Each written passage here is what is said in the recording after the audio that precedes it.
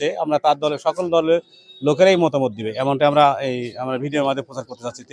এখানে যেহেতু আমাদের ধানেশীর বা যারা দাঁড়িপাল্লা আছে তারা এখন সবাই কোন এখানে আছে, মানে আমরা আমরা আমাদের প্রশ্ন হলো যে এই জোনাইল এমএল উচ্চ বিদ্যালয় মাঠে বা এই কেন্দ্রে কোনো অপ্রীতিকর ঘটনা ঘটছে কিনা বা ভোটার সংখ্যা কত এ পর্যন্ত হচ্ছে, আপনি এটা কতটুকু আশা করছেন, এটা আমি জানতে চাচ্ছি। আসসালামু আলাইকুম। আপনারা সবাই জানেন যে বাংলাদেশে একটা সুষ্ঠু নির্বাচন যদি হয়ে থাকে তাহলে আজকের এই 12 ফেব্রুয়ারির নির্বাচন। আমরা যারা যুবক আছি, ছাত্র আছি, সবাই আপনারা জানেন সারা রাত জেগে পাহারা দিছি, সেন্টার পাহারা দিছি, এলাকা পাহারা দিছি, এবং তার বিনিময়ে আমরা ফজরের নামাজের পর আমাদের জোনাইল ইউনিয়নের যে জামাতে আমির জনাব মাহবুব সাহেব, কি সুন্দর পরিবেশ দেখেন, তার সঙ্গে বসছিলাম যে ভাই সারাটা দিন আমরা এক পক্ষ আপনারা আর এক পক্ষ, এখানে যাতে 5 নম্বর ওয়ার্ডে কোনো অপ্রীতিকর ঘটনা যেন না ঘটে। তো জামাতে আমির সাহেব আমাদেরকে আশ্বাস করছে না ভাই এটা হবে না, আমাদের পক্ষ থেকে হবে না। আমিও বলছি যে এটা আমাদের পক্ষ থেকে হবে না।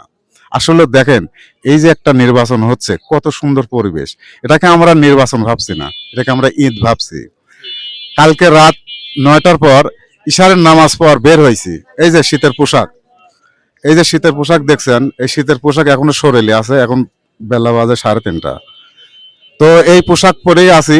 ইনশাআল্লাহ আমাদের মনোনীত যে ধানেশীর প্রার্থী আব্দুল আজিজ, উনার জয় যতক্ষণ জয়ের ধ্বনি আমরা না পাবো এতক্ষণ বাসায় ঢুকবো না ইনশাআল্লাহ।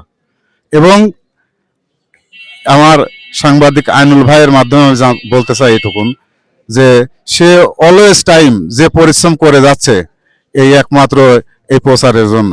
আমি ধন্যবাদ জানাই এই সেন্টারে যে আমাদের জামাতের যে আমির সাহেব ছিল জোনাইল ইউনিয়নের, উনি যে এত সুন্দর কথা বলেছে, আমাদের সঙ্গে মিলেমিশে ছিল। আসলে কোনো প্রতিপক্ষ কিন্তু এরকম ভালো আচরণ করতে পারে না। যিনি আমাদেরকে বলেছে ভাই আমি কথা দিয়ে গেলাম এখানে কোনো হট্টগোল হবে না, আমরাও কথা দিয়েছিলাম এখানে কোনো হট্টগোল হবে না। দেখেন কত সুন্দর পরিবেশ, একটা চুর শব্দ হয় নাই, কোনো কথা হয় নাই, মন কষাকষি হয় নাই, আমরা সম্মিলিতভাবে ভোট দিছি।